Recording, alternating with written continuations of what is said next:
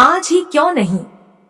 एक बार की बात है कि एक शिष्य अपने गुरु का बहुत आदर सम्मान किया करता था। गुरु भी अपने इस शिष्य से बहुत स्नेह करते थे, लेकिन वह शिष्य अपने अध्ययन के प्रति आलसी और स्वभाव से दीर्घसूत्री था। सदा स्वाध्याय से दूर भागने की कोशिश करता तथा आज के काम को कल के लिए छोड़ दिया करता था। अब गुरुजी कुछ चिंतित रहने लगे कि कहीं उनका यह शिष्य जीवन संग्राम में पराजित न हो जाए। आलस्य में व्यक्ति को अकर्मण्य बनाने की पूरी सामर्थ्य होती है। ऐसा व्यक्ति बिना परिश्रम के ही फलोपभोग की कामना करता है।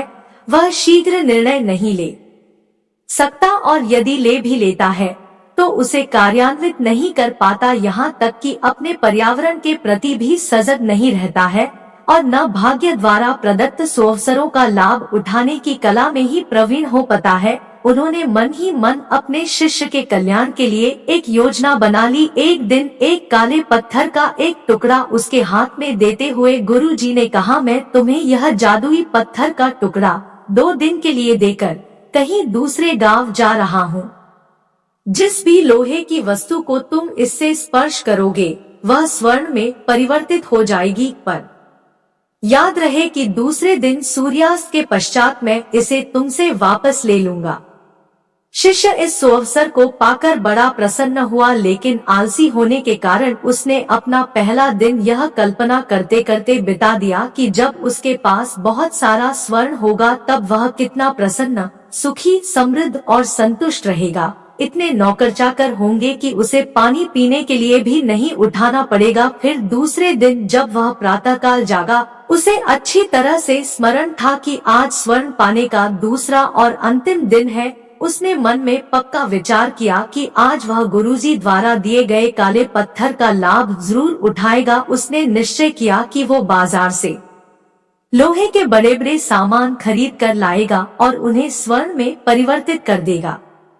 दिन बीतता गया पर वह इसी सोच में बैठा रहा कि अभी तो बहुत समय है, कभी भी बाजार जाकर सामान लेता आएगा। उसने सोचा कि अब तो दोपहर का भोजन करने के पश्चात ही सामान लेने निकलूंगा। डॉट पर भोजन करने के बाद उसे विश्राम करने की आदत थी और उसने बजाय उठ के मेहनत करने के थोड़ी देर आराम करना उचित समझा, पर आलस्य से परिपूर्ण उसका शरीर नींद की गहराइयों में खो गया और जब वो उठा तो सूर्यास्त होने को था।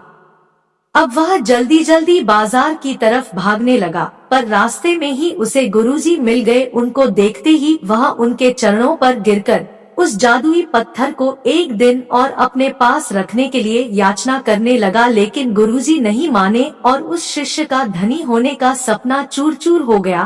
पर इस घटना की वजह से शिष्य को एक बहुत बड़ी सीख मिल गई। उसे अपने आलस्य पर पछतावा होने लगा। वह समझ गया कि आलस्य उसके जीवन के लिए एक अभिशाप है और उसने प्रण किया कि अब वो कभी भी काम से जी नहीं चुराएगा और एक कर्मठ, सजग और सक्रिय व्यक्ति बनकर दिखाएगा।